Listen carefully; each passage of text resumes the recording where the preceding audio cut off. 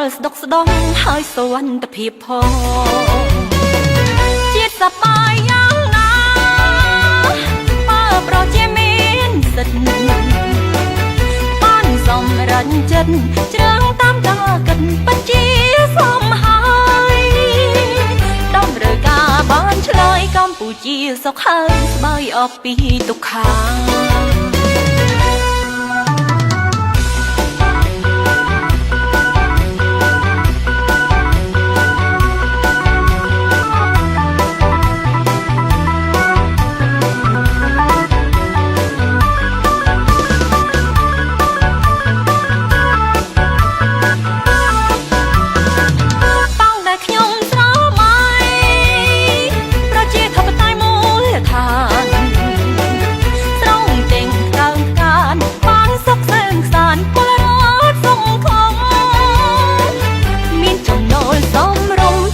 ផលស្ដុកស្ដម្ភហើយសវត្ថិភាពផង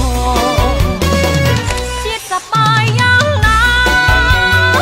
បើប្រជាមានសិទ្ធបានសម្រេចចិត្តជ្រើងតាមតកិនពិតជាសមហើយតម្រូវការបានឆ្លើយកម្ពុជាសុខហើយស្បើយអស់ពីទុក្ខា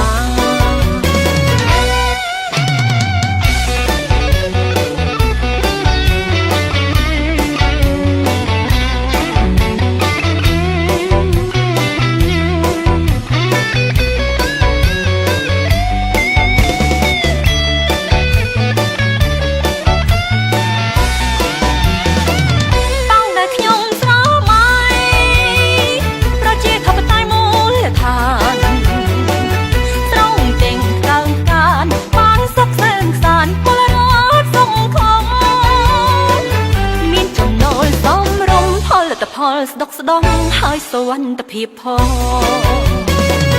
ជាតិសប្បាយយ៉ាងណាបើប្រជាមានសិទ្ធបានសម្រេចចិត្តជ្រើងតាមតកិនពិតជាសមហើយ